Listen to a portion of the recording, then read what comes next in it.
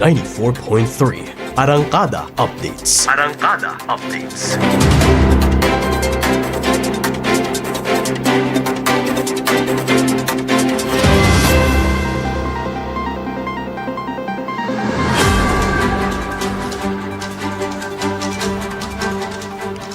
Good day everyone, it's 4:02 in the afternoon, Friday, July 5, 2024.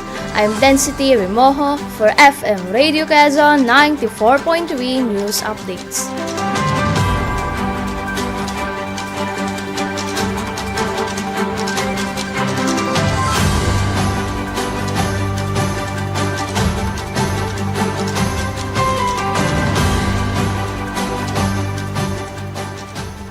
K-12 adjustments considered to boost senior high school graduates' employability. In Manila, Philippines, President Ferdinand Marcos Jr. on Friday said several changes in the K-12 curriculum of the Department of Education are being considered to improve the employability of senior high school graduates. According to Marcos, the K-12 curriculum failed to increase the employability of senior high school graduates when it was the ultimate goal for its implementation.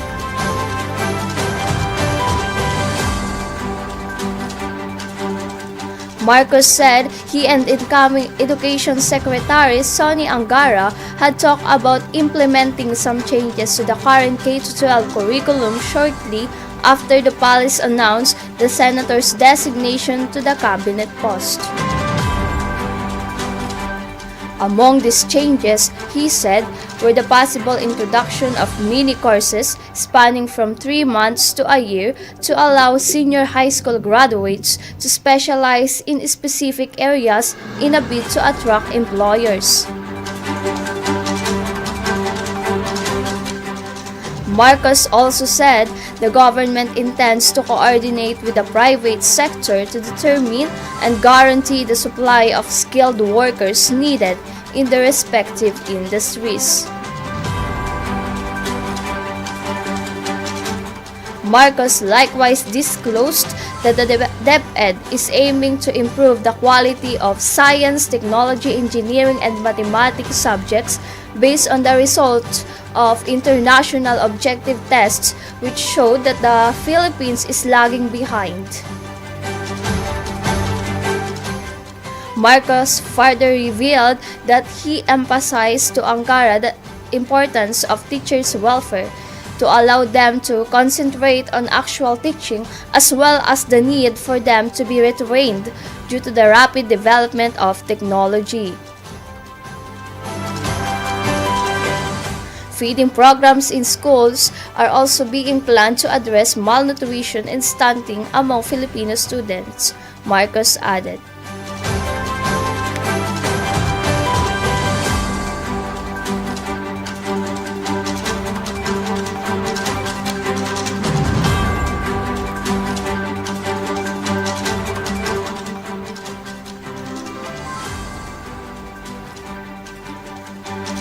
Marcos orders more focus on Philippine history education. President Ferdinand Bongbong Marcos Jr. said on Friday that he told incoming Education Secretary Senator Sonny Angara to include more subjects about Philippine history in the current education curriculum.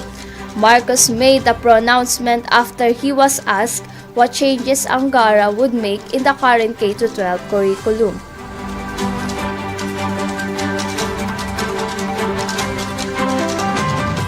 The teaching of Philippine history stopped at grade 6 during the time of former Education Secretary Leonor Briones. It was replaced by the teaching of Asian history in grade 7, world history in grade 8, economics in grade 9, and contemporary issues in grade 10. The president also said that certain changes are being considered in the curriculum, including the introduction of mini courses, improving teachers' welfare, simplifying the curriculum, and going back to the basics.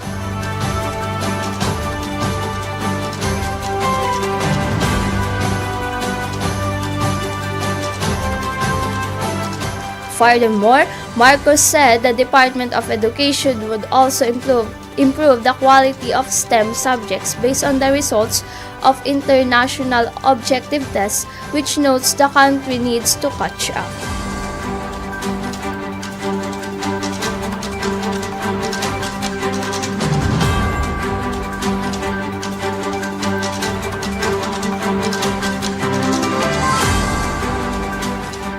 Quezon busts yield 3.4 million pesos worth of shabu from 4 suspects.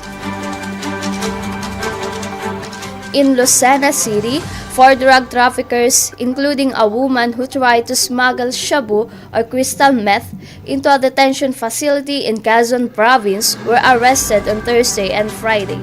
The arrested suspects yielded more than 3.4 million pesos worth of shabu, Colonel Ledon Monte, Quezon Police Chief, said in a report on Friday.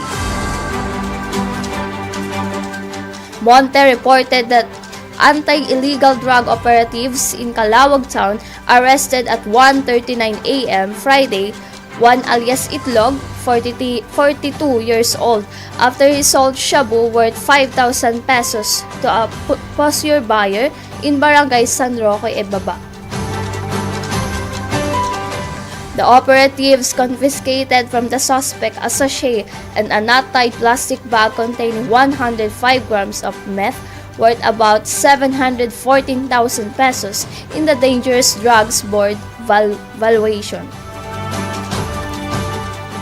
They are worth 2,142,000 pesos in the street market at 20,400 pesos per gram, said the report. Also seized was a motorcycle believed to have been used by the suspect, who is a resident of the town, in his illegal activities. Police tagged the suspect as a high-value individual in the local drug trade. In Tagkawayan Town, policemen arrested Joven, 22 years old, and Ryan, 39 years old, in a drug sting in Barangay Santa Cecilia at around 11:45 p.m. on Thursday. The suspects, both rookies in the illegal drug business, had 8 sachets of meth weighing 25.89 grams worth 528,156 pesos in the street market. In Pagbilao Town, one alias Charmaine was arrested around 2:30 p.m. on Thursday after being caught trying to smuggle shabu at the Bureau of Jail Management and Penology Jail in Barangay Talipan. When frisked, she was found to have a package wrapped in electrical tape inserted inside her private part. The package contained 38.77 grams with a street value of 790,908 pesos. The BJMP reported the incident to local police, who arrested the suspect, a resident of Lucena City. The Quezon police are investigating the source of the illegal drugs.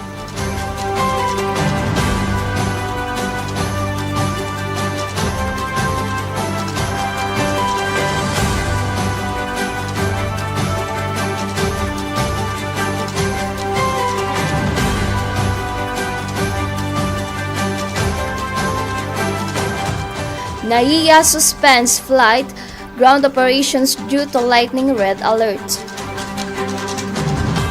In Manila, Philippines, flight and ground operations at the Ninoy Aquino International Airport were temporarily suspended because of a lightning red alert issued by the Manila International Airport Authority. The alert is effective as of 2:20 p.m. according to an advisory from Manila International Airport Authority on Friday.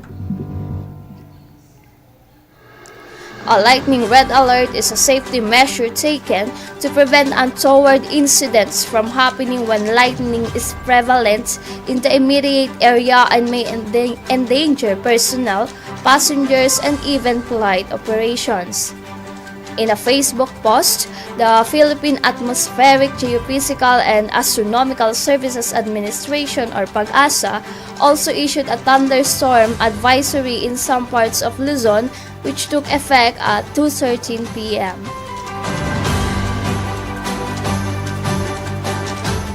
PAGASA said moderate to heavy rain showers with lightning and strong winds are expected over Bulacan, Nueva Ecija, Pampanga, Tarlac, Zambales, and Bataan within the next 2 hours.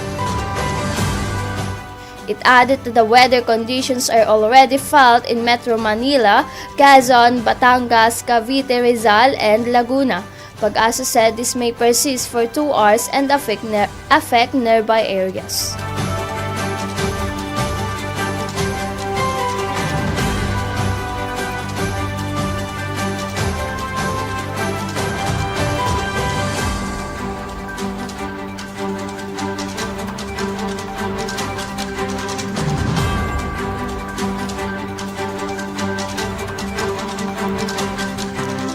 Trillanes files plunder, graft traps versus ex-President Duterte and Bongo.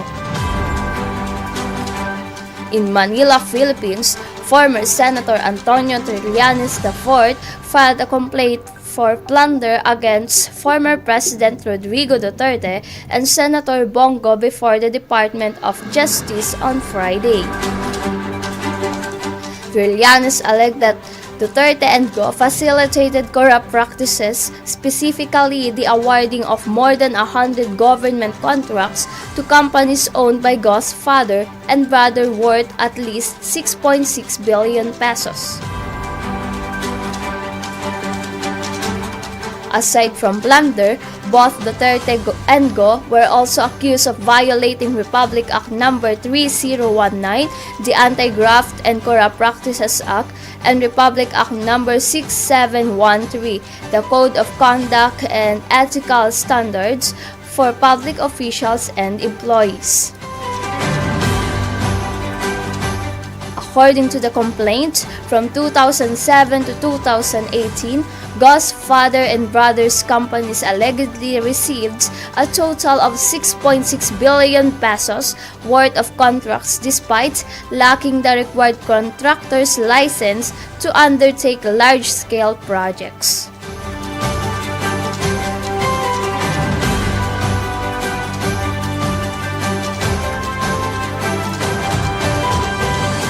Please don't forget to like and follow our FB page, TikTok, Instagram, and X, FM Radio Quezon 94.3. For more inquiries, just dial or text 0921-7898-120.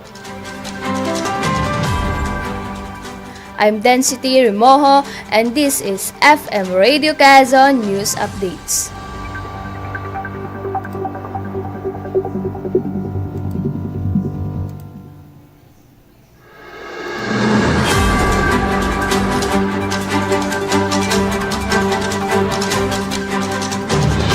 FM Radio Quezon 94.3. Arangkada Updates. Arangkada Updates.